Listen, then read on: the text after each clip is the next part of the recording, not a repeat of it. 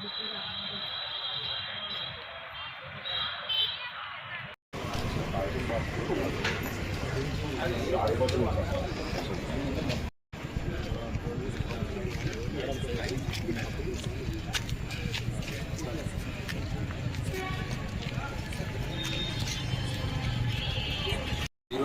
కుప్పం టౌన్లో జరిగిన సంఘటన గురించి అందరికీ చెప్పాలనే ఉద్దేశంతో ఈ మీడియా సమావేశం పెట్టడం జరిగింది.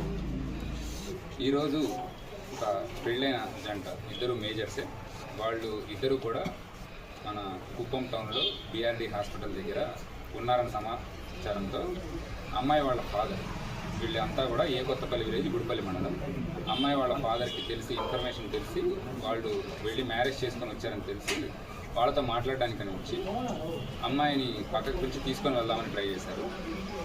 ఈ జరిగే టైంలో అమ్మాయి రానని చెప్పడంతో ఇమీడియట్గా తను ముందరగానే తెచ్చుకున్న ఒక కత్తితో దాడి చేసి అమ్మాయిని, అబ్బాయిని మరియు ఆ అబ్బాయికి సంబంధించిన మరొక ఇద్దరు బంధువులను కూడా అటాక్ చేసి దారుణాతి దారుణంగా కత్తితో పొడవడం జరిగింది.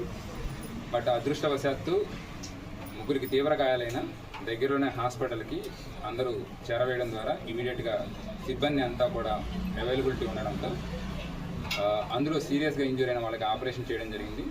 అండ్ వెంటనే ఐసీయూలో వాళ్ళని ఉంచి ఇమీడియట్గా వాళ్ళకి కావాల్సిన అత్యవసర చికిత్స అందించడం జరిగింది. దీనివలన అందరూ కూడా ప్రజెంట్ అవుట్ ఆఫ్ డేంజర్లో ఉన్నారు.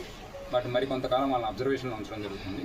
అలానే ఎవరైతే సరే ఈ ఫాదర్ ఉన్నారో వాళ్ళని పట్టుకోవడానికి టీమ్స్ మనం పంపించడం జరిగింది. ఇది కేవలం పెళ్ళి ఇష్టం లేకపోవడం వలన నెక్స్ట్ దాని గురించి తప్పితే మరి ఎటువంటి వేరే కారణాలు లేవు. సడన్గా పిలిచి అమ్మాయిని రమ్మంటే రాలేదు, వేరే వాళ్ళతో మ్యారేజ్ చేద్దామనే ఉద్దేశం ఇంతకుముందు తెలిసింది, అంతే తప్పితే వేరే ఉద్దేశం ఏం లేదు. బోత్ ఫ్యామిలీస్ కూడా ఇంతకుముందు బాగా కలిసిమెలిసి ఉండేవాళ్ళు. బట్ సడన్గా ఏమైంది అనేది తెలియలేదు. బట్ తండ్రి అయితే విచక్షణారహితంగా మొత్తం నలుగురి మీద దాడి చేశారు. ముగ్గురికి సీరియస్గా ఇంజూరీస్ అయినాయి. అందరూ కూడా ప్రజెంట్ అవుట్ ఆఫ్ డేంజర్లో ఉన్నారు. వాళ్ళ ఫాదర్ని పట్టుకోవడానికి మనం టీమ్స్ డిప్లాయ్ చేయడం జరిగింది. ఎవరికైనా సరే దీని గురించి ఎటువంటి సమాచారం ఉన్నా వెంటనే పోలీసులకి అప్పగించినట్లయితే మనము వాళ్ళని కస్టడీలోకి తీసుకోవడం జరుగుతుంది. మళ్ళీ ఫర్దర్ ఇన్సిడెంట్స్ ఏం జరగకుండా ఉండడానికి ప్రతి చోట కూడా పోలీస్ డిప్లాయ్ చేయడం జరుగుతుంది. సార్ ఇప్పుడు కత్తి తీసుకొని రావడం అంటే ప్లాన్గానే వచ్చినట్లు వచ్చాయి. ఒక విషం బాటిల్ మరియు అంటే ఒక పాయిజన్ బాటిల్, అలానే ఒక కత్తి కూడా తీసుకొని రావడం జరిగింది. సో ప్లాన్డ్గానే వచ్చాయి. ఇంకా వేరేది ఏం లేదు.